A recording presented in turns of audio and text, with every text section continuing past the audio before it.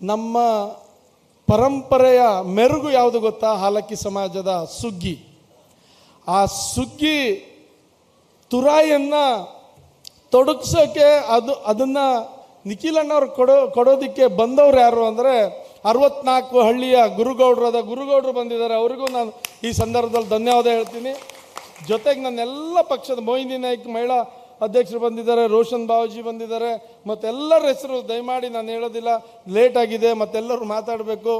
ನಾನು ಕ್ಷಮೆ ಕೇಳ್ತೀನಿ ನನ್ನೆಲ್ಲ ಬಾಕಿ ಮುಖಂಡರಿಗೆ, ಯಾಕೆಂದರೆ ನನ್ನ ಕ್ಷೇತ್ರ, ನಾನು ಒಂದೆರಡು ಮಾತಾಡಲೇಬೇಕಾಗ್ತದೆ. ಒಂದಿಷ್ಟು ಲೀಡರ್ಸ್ಗೆ ಅವಕಾಶ ಕೊಡ್ತೀವಿ, ಎರಡೆರಡೇ ನಿಮಿಷ ಮಾತಾಡಬೇಕು ಅಂತ ಕೈ ಮುಗಿದು ಕೇಳ್ಕೊತೀನಿ. ಅಷ್ಟು ದೂರದಿಂದ ಬಂದಿದ್ದೀರಿ, ಒಂದೆರಡು ಮಾತಾಡೋಕ್ಕೆ ಅವಕಾಶ ಕೊಡ್ತೀವಿ. ನಿಖಿಲ್ ಅಣ್ಣವ್ರ ಮಾತು ನಾವೆಲ್ಲರೂ ಕೇಳಬೇಕು. ಒಂದು ನಿಖಿಲ್ ಅಣ್ಣವ್ರಿಗೆ ಹೇಳೋದಕ್ಕೆ ಬಯಸ್ತೀನಿ, ಕುಮಟಾ ಕ್ಷೇತ್ರ, ಯಾಕಂದ್ರೆ ನೀವು ಪ್ರಥಮ ಬಾರಿಗೆ ಇವತ್ತು ಕುಮಾರಣ್ಣನ ಶಿಫಾರಸ್ ಮೇಲೆ ಕುಮಾರಣ್ಣ ಕುಮಟಾಕ್ಕೆ ಬರಲೇಬೇಕು, ಹೋಗಲೇಬೇಕು ಅಂತೇಳಿ ಕಳಿಸೋದಕ್ಕೆ ನಾನು ಕುಮಟಾ ಹೊನ್ನಾವರ ಕ್ಷೇತ್ರದ ಬಗ್ಗೆ ಒಂದು ಮಾತು ಹೇಳೋದಕ್ಕೆ ಬಯಸ್ತೀನಿ. ಹಲವಾರು ವರ್ಷದಿಂದ ಇಲ್ಲಿ ಜನತಾ ಪರಿವಾರ ಇತ್ತು. ಜನತಾ ಪರಿವಾರದಿಂದ NH ಗೌಡರು ಶಾಸಕರಾಗಿದ್ದರು. ನಂತರ ಜನತಾ ಪರಿವಾರ ಒಡೆದ ಮೇಲೆ ಬಡವ ಆಯಿತು ಪಕ್ಷ. ಆದರೆ ನಾಗೇಶ್ ಗೌಡರು ಆ ಸಂದರ್ಭದಲ್ಲಿ ಅದಕ್ಕಿಂತ ಮೊದಲೇ ನಾಗೇಶ್ ಗೌಡರು ಬಂದು ಆ ಪಕ್ಷ ಚೈತನ್ಯ ಹುರಿದುಂಬಿಸಿದ್ರು.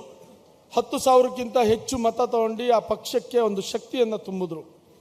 ನಂತರ ಬಂದವರು ಏನು ಮಾಡಿದ್ರು ಅಂದರೆ ಪಕ್ಷದ ಶಕ್ತಿ ತಗೊಂಡು ತಾವು ಶಕ್ತಿ ತುಂಬಿ ಶಾಸಕರಾಗಿ ಆಮೇಲೆ ಬಿಟ್ಟು ಹೋಗ್ಬಿಟ್ಟು ಹಂಗೊಂದೆರಡು ಕಡೆ ಆಗಿದೆ. ಆದರೆ ಈ ಪಕ್ಷಕ್ಕೆ ಯಾವ ರೀತಿ ಆಯಿತು ಅಂದರೆ ಹೆಚ್ಚು ಅಂದರೆ 35,000 ಮತ ತಗೊಂಡಂಥದ್ದು ಈ ಪಕ್ಷ. 30,000 ಮತ ತಗೊಂಡು ಈ ಪಕ್ಷ ಗೆದ್ದು 22 ಓಟಲ್ಲಿ ಗೆದ್ದು ಆಮೇಲೆ 36,000ದವರೆಗೂ ಹೋಗಿತ್ತು.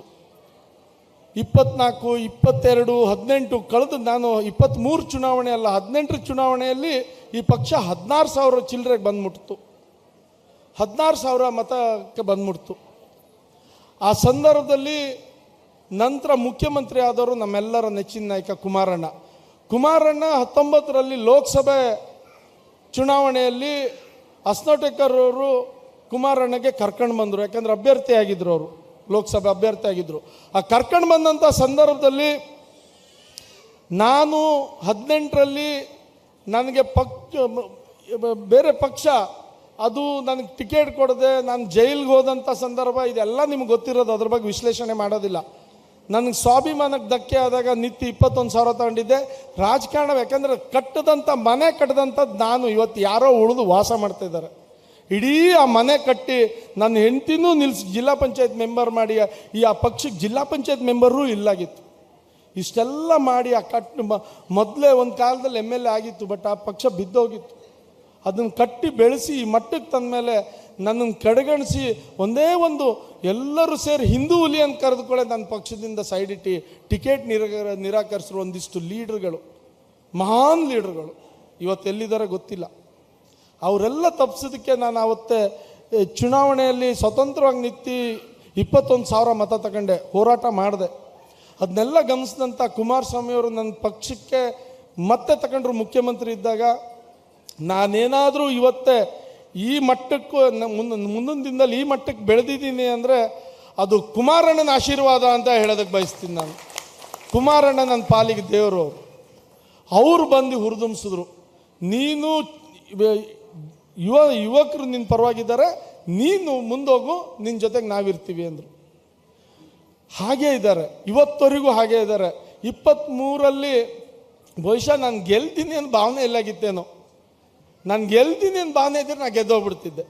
ಆದರೆ ಕುಮಾರಣ್ಣ ಕೊಟ್ಟಂಥ ಸಹಕಾರ ಇವತ್ತು 30-35,000ಕ್ಕೆ ಒಂದು ಸಂದರ್ಭದಲ್ಲಿ ಮತಗಳು ಈ ಪಕ್ಷಕ್ಕೆ ಬಂದಂಥದ್ದು. ಆದರೆ 18 ಚುನಾವಣೆಯಲ್ಲಿ 16,000 ಇದ್ದಂಥದ್ದು ನಿಮ್ಮೆಲ್ಲರ ಆಶೀರ್ವಾದದಿಂದ, ಕುಮಾರಣ್ಣನ ಆಶೀರ್ವಾದದಿಂದ ಈ ಪಕ್ಷ 59,000 ಮತಕ್ಕೆ ಹೋಯಿತು. ನಿಮ್ಮೆಲ್ಲರ ಆಶೀರ್ವಾದ ಕಾರಣ ಆಯಿತು. ಕೇವಲ 676 ಮತದಲ್ಲಿ ನಾವು ಸೋಲು ಅನುಭವಿಸ್ಬೇಕಾಯ್ತು. ಆದರೆ ಸೋತ ಮೇಲೂ ಈ ಪಕ್ಷವನ್ನು ಬಿಡ್ತಾ ಇಲ್ಲಲ್ಲ, ನೀವು ನನ್ನನ್ನು ಬಿಡ್ತಾ ಇಲ್ಲಲ್ಲ, ಅದೇ ನಮ್ಮ ಸಮಾಧಾನ. ಇಷ್ಟು ಹೇಳ್ತಾ ನಾನು ಹೆಚ್ಚೇನೂ ಹೇಳೋದಿಲ್ಲ. ಕುಮಾರಣ್ಣ ಮುಖ್ಯಮಂತ್ರಿ ಆಗಲೇಬೇಕು ಅನ್ನೋ ನಮ್ಮೆಲ್ಲರ ಒಂದು ಕನಸಿದೆ. ಇವತ್ತು ಸಿದ್ದರಾಮಯ್ಯನ ಸರ್ಕಾರ ಭ್ರಷ್ಟ ಸರ್ಕಾರ, ಎಂಥ ಸುಳ್ಳು ಹೇಳೋ ಸರ್ಕಾರ ಅಂದರೆ ಇದು. ಇವತ್ತು ನೋಡಿ ಅವ್ರ ಬಜೆಟ್ಟು 4 ಲಕ್ಷದ ಬಜೆಟ್ ಘೋಷಣೆ ಮಾಡ್ತಾರೆ. 4 ಲಕ್ಷದ 2 ಕೋಟಿ ಅಲ್ಲ 4 ಲಕ್ಷದ 12,000 ಕೋಟಿ. ಅದರೊಳಗೆ 56,000 ಈ ಫ್ರೀ, ಎಲ್ಲ ಫ್ರೀ, ಮಹಿಳೆಯರು ಫ್ರೀ, ಅವ್ರಿಗೆ ಫ್ರೀ ಅಂತ 56,000 ಕೋಟಿ ಇಟ್ಟಿದ್ದೀನಿ ಅಂತಾರೆ. ಅದಕ್ಕೆ 56,000 ಕೋಟಿ ಇಟ್ಟದ್ದನ್ನ ಇಡೀ ಬಾಕಿ ಎಲ್ಲದಕ್ಕೂ ಕೆಲಸ ಇಲ್ಲ. ಇವತ್ತು ರಸ್ತೆ ಸರಿ ಆಗ್ತಾ ಇಲ್ಲ, ಯಾವುದೂ ಕಾಮಗಾರಿ ಆಗ್ತಾ ಇಲ್ಲ, ಅಭಿವೃದ್ಧಿ ಕೆಲಸ ಆಗ್ತಿಲ್ಲ. ಇದು ನಾವು ಹೇಳ್ತಾ ಇಲ್ಲ, ಅವ್ರ ಪಕ್ಷದವರು ಹೇಳ್ತಿದ್ದಾರೆ, ಅವ್ರ ಪಕ್ಷದ ಶಾಸಕರು ಹೇಳ್ತಿದ್ದಾರೆ, ಅವ್ರ ಪಕ್ಷದ ಮಂತ್ರಿಗಳು ಹೇಳ್ತಾ ಇದ್ದಾರೆ. 15%, 14-15% ಬಜೆಟ್ ಗಾತ್ರದ್ದು ದುಡ್ಡು ಕೊಟ್ಕೊಂಡು ಸಿದ್ದರಾಮಯ್ಯ ಅವರು ಏನಂತಿದ್ದಾರೆ ಅಂದರೆ,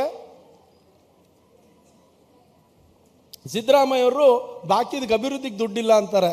ಅದೇ ನಮ್ಮ ಕುಮಾರಣ್ಣ 2018ರಲ್ಲಿ ಏನು ಸರ್ಕಾರ ರಚನೆ ಮಾಡಿ 2.25 ಲಕ್ಷದ ಬಜೆಟ್ ಗಾತ್ರ ಮಾಡಿ 36,000 ಕೋಟಿ ರೈತರಿಗೆ ಸಾಲ ಮನ್ನಾ ಮಾಡಿದ್ರಲ್ಲ, ಅದು 17% ಇದ್ರದ್ದು ಗಾತ್ರದ್ದು, ಬಜೆಟ್ ಗಾತ್ರದ್ದು.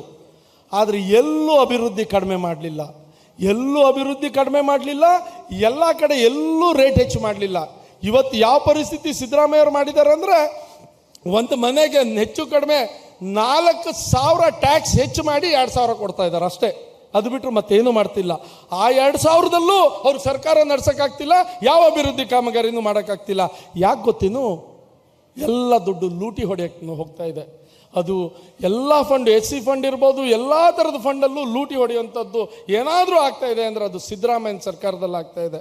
ಅದಕ್ಕಾಗಿ ನಾನು ಈ ಮತದಾರರಲ್ಲಿ, ಈ ಕ್ಷೇತ್ರದಲ್ಲಿ, ಈ ಕನ್ನಡ ಜನತೆಯಲ್ಲಿ ಹೇಳೋದು, ಕುಮಾರಣ್ಣ ಮತ್ತೆ ಬರಬೇಕು. ಬಡವರ ಪರವಾಗಿ, ರೈತರ ಪರವಾಗಿ, ಮೀನುಗಾರರ ಪರವಾಗಿ ಏನಾದರೂ ಇದ್ದಾರೆ ಅಂದರೆ ಅದು ಕುಮಾರಣ್ಣ, ದೇವೇಗೌಡರ ಮಗ ಕುಮಾರಣ್ಣ, ಅವ್ರ ಸರ್ಕಾರ ಬರಬೇಕು. ಆ ನಿಟ್ಟಿನಲ್ಲಿ ನಾವೆಲ್ಲರೂ ಹೋರಾಟ ಮಾಡೋಣ. ಮುಂದಿನ ದಿನದಲ್ಲಿ ಒಂದು ನಿಖಿಲಣ್ಣ, ನಾನು ಇವತ್ತೇ ನನಗೆ ಸಮಾಧಾನ ಆಗಿದೆ. ನಾನು ಸೋತ ಮೇಲೆ ಜನ ಎಲ್ಲೋ ಬಿಟ್ಟು ಹೋಗ್ತಾರೆ ಅನ್ನೋ ಒಂದು ಹೆದರಿಕೆ ಇತ್ತು ನನಗೆ. ನಾನು ಅದಕ್ಕೆ ಕುಮಾರಣ್ಣಗೆ ಹೇಳ್ತಿದ್ದೆ, ಬಂದೋಗೋಣ, ಒಂದ್ಸರಿ ಬಂದೋಗು ಅಂತ. ಆದರೆ ಇವತ್ತು ಈ ಮಳೆಯಲ್ಲೂ ಇಷ್ಟೆಲ್ಲ ರೆಡ್ ಅಲರ್ಟ್ ಇದ್ದಾಗೂ ನನಗೆ ಬೆಳಗ್ಗೆ ನಿಖಿಲಣ್ಣ ಹುಬ್ಳಿ ಏರ್ಪೋರ್ಟಿಂದ ಬರ್ಬೇಕಾದ್ರೆ ಹೇಳಿದ್ರು, ರೆಡ್ ಅಲರ್ಟ್ ಇದೆಯಲ್ಲಣ್ಣ, ಯಾಕೆ ರೋಡ್ ಶೋ ಮಾಡ್ತೀಯಾ ಅಂದರು. ಇಲ್ಲ ನನಗೆ ಯುವಕರು ಕೇಳ್ತಿಲ್ಲ, ಮಾಡೇ ಮಾಡ್ತೀನಿ ಅಂತ ಹೇಳಿದ್ರು. ಆದರೆ ನೀವೆಲ್ಲ ಕೊಟ್ಟಂಥ ಪ್ರೋತ್ಸಾಹ ನೋಡಿದ್ರೆ 23ರಲ್ಲಿ ಏನು ಒಂದು ಸ್ಪಿರಿಟಲ್ಲಿ ನೀವು ಕೆಲಸ ಮಾಡಿದ್ರಿ, ಅದೇ ಒಂದು ಹುಮ್ಮಸ್ಸು ಸ್ಪಿರಿಟ್ ಇಟ್ಟಿದ್ದೀರಿ ಅನ್ನೋದು ನನಗೆ 100% ಗ್ಯಾರಂಟಿ ಆಯ್ತು ಇವತ್ತೇ.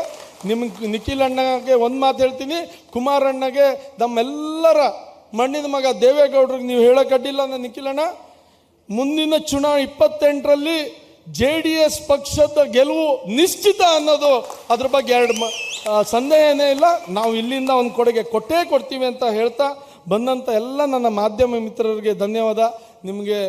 ನಿಮಗೂ ಕಷ್ಟ ಆಗಿದೆ, ಮಾಧ್ಯಮದವ್ರಿಗೂ ಅಲ್ಲಿ ಕೂತ್ಕೊಳ್ಳೋಕೆ ಕಷ್ಟ ಆಗಿದೆ. ನನ್ನ ಯುವ ಮಿತ್ರರು ಹೊರಗಿದ್ದಾರೆ, ದಯಮಾಡಿ ಸಹಕರಿಸಬೇಕು.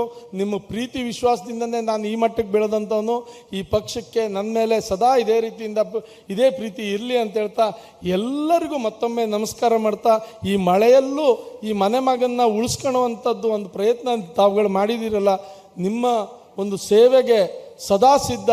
ನಾನು ಸೋತರು ಮನೇಲಿ ಕೊಳ್ಳಿಲ್ಲ, ಯಾವಾಗೂ ನಿಮ್ಮ ಪರವಾಗಿ ನಿಮ್ಮ ಜೊತೆಗೆ ಎಲ್ಲ ಕಡೆ ಓಡಾಡ್ತಾ ಇದ್ದೆ. ನಾನು ನಿಮ್ಮ ಪ್ರೀತಿ ವಿಶ್ವಾಸ ಇದೇ ರೀತಿ ಇಟ್ಕೊಂಡು ನಾನು ಸೇವೆ ಮಾಡೋ ಒಂದು ಅಭಿಲಾಷೆ ಇಟ್ಕೊಂಡಿದ್ದೀನಿ. ಆ ಸೇವೆಗೆ ಅವಕಾಶ ಕೊಡಬೇಕು ಅಂತ ಹೇಳ್ತಾ ಎಲ್ಲರಿಗೂ ಅನಿಸ್ತಾ ನನ್ನ ಮಾತನ್ನು ಮುಗಿಸ್ತೀನಿ. ನಮಸ್ಕಾರ. ಸ್ವಾದಿಷ್ಟತೆಯ ಸ್ವಾದ, ತಾಜಾತನದ ಆಹ್ಲಾದ, ಉತ್ತಮ ಆರೋಗ್ಯ ಮತ್ತು ಹೆಚ್ಚಿನ ರೋಗ ನಿರೋಧಕ ಶಕ್ತಿಯ ವೃದ್ಧಿಗೆ ಈಗ ನಿಮಗೆ ಸಿಗುತ್ತಿದೆ ಉತ್ತಮ ಗುಣಮಟ್ಟದ ಪೌಷ್ಟಿಕಾಂಶ. Shri Vaidik millet health mix. ಇದು ಸಿರಿಧಾನ್ಯಗಳ ಸಂಪತ್ತು.